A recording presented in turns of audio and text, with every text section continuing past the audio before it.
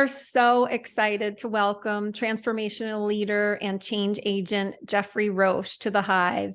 Geoffrey brings extensive experience in both the healthcare industry and in higher education. He currently serves in the role of Senior Vice President, National Healthcare Practice and Workforce Partnerships at Core Education. In the Hive today, Geoffrey's buzzword is empathetic leadership. Geoffrey, welcome to the Hive. Mike and I are so excited to have you here with us today. Thanks for having me. It's so wonderful to be with you both. Geoffrey, great to be here. So what we do is we ask kind of participants in the Hive who've joined us is kind of to talk about their buzzwords. So since you're in the Hive, can you explain to us and listeners why empathetic leadership is important to building meaningful relationships? Sure. Yeah. So, when I look at empathetic leadership, obviously we all talk about empathy and really how we can demonstrate empathy, not just in the workplace, but also to others.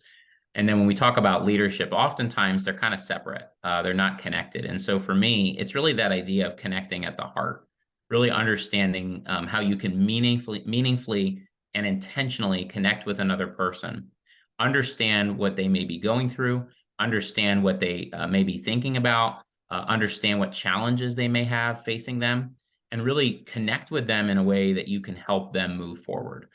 Be there, listen, understand, and again, just connect. And so for me, it's really that idea of an authentic, sometimes I'll even describe it as a radical relationship, particularly in the workplace that, we tend to just be very transactional in a lot of that, and a lot of those environments, and we've got to really be more intentional and really very much more about connection. Geoffrey, I love so much of that, right? Kind of connecting at the heart. I mean, literally connecting at the heart, right? But there's also this piece is, as we think about, and Mike and I talk a lot about this term of be proximal, which is at the heart of learning and growth. And so as I kind of segue into, you made me think about how does empathy play a role in becoming a change agent, right? When we think about learning and growth. Yeah, I think it plays a huge role. Without question, as a leader, if you can demonstrate empathy and really in doing so demonstrate connection to an individual, imagine being in that situation where you're asking them to think about doing something that may be out of their comfort zone, but by simply giving them an opportunity to hear them out, sharing with them why that opportunity may be the right one for them, the chance of them actually jumping in, head first into that is going to be much more significant. The other element to this, I think, is again around intentionality. If again, we connect at the heart, we're getting to know another person. We're getting to understand them. We're getting to really, get the sense of excitement around what makes them thrive. Someone asked me recently, what's your why? And when I think about these types of things in the workplace and in our lives, even in society, we don't ask people enough, what's your why? And when I look at empathetic leadership, that's one of the most important things that I want to always do is ask somebody, what's your why? What makes you be? And then as part of that, I should be thinking about how I can engage them around that. Not just engage them about what I want to accomplish, but rather what do we want to accomplish together? And I will say that what I have found work the best is through experiences. And all of us have experienced at some level, some connection to empathy. So for me, one of the most effective videos I have ever watched on empathy that I always show to any student that I have the privilege to teach, to any colleague that I have the privilege to serve with, is a video by the Cleveland Clinic. And both of you may have seen it at one point, but it is a phenomenal video that shows in healthcare that we have to think about what it is and how it is that a patient comes in to the halls of a hospital. We don't know what's on their mind. They may have just lost their job. They may have a loved one that's dying. They may have a loved one that's giving birth. They may be dealing with, something, a spouse, issue. We don't know. But what we can do is seek to demonstrate respect, care and concern for them, and help them navigate the halls of a hospital, which is already stressful, whether you're there for something positive or negative. It's not easy. And that video to me is something that I've always shown to people because again, it's through experience that each of us can glean how we can navigate, through what truly be uncharted territory when it comes to some of these issues, particularly in the workplace, but also in our lives. Jeffrey, every time I spend time with you, I feel inspired and like we could talk for another hour. These are wonderful takeaways and really thought-provoking, simple things that we can do as we think about connecting at the heart. And so on behalf of Mike and I, thank you for being with us in the Hive, and thank you for, sharing your experience and expertise with listeners.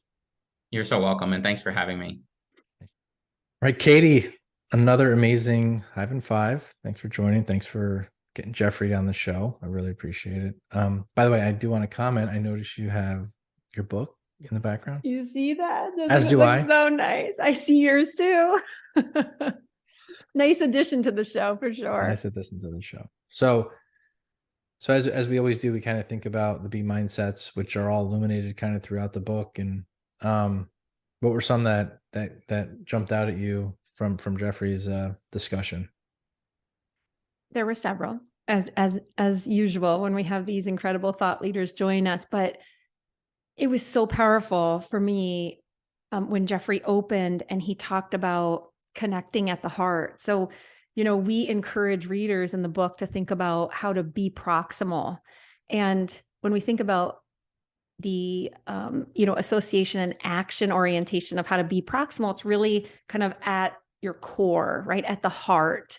And so when we think about, at the core of learning and growth, empathetic leadership is something that, ultimately connects us, that helps us to feel seen and heard and understood. And so, I see so many opportunities for us to be able to pause, right? Look at what we're doing that's, maybe unintentionally standing in our own way. How do we unlearn some of those things and then think about new ways to be able to meaningfully connect?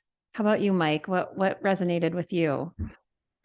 Yeah, no, I mean, I think I didn't deliberately wear my shirt today, but I have a Be the Change shirt on. So like when he was talking about being a change agent, that's something that resonates with me, is like be the change, be the person who, wants to influence and make big impact and change. And to do that, a lot of times you can't do it alone. So you need others to join to help influence that change and be part of the change. So empathy should play a huge role in empowering others to make a big change. And so that's those are some of the things I'm thinking about, is how do you be the change? I love that. So many things to take away. I'm sure we could spend another hour with Geoffrey and learn from him. So thank you to our listeners. We're getting close to the launch of the book, and we look forward to engaging you in meaningful ways as we get the book in your hands in the coming weeks. Thanks for listening.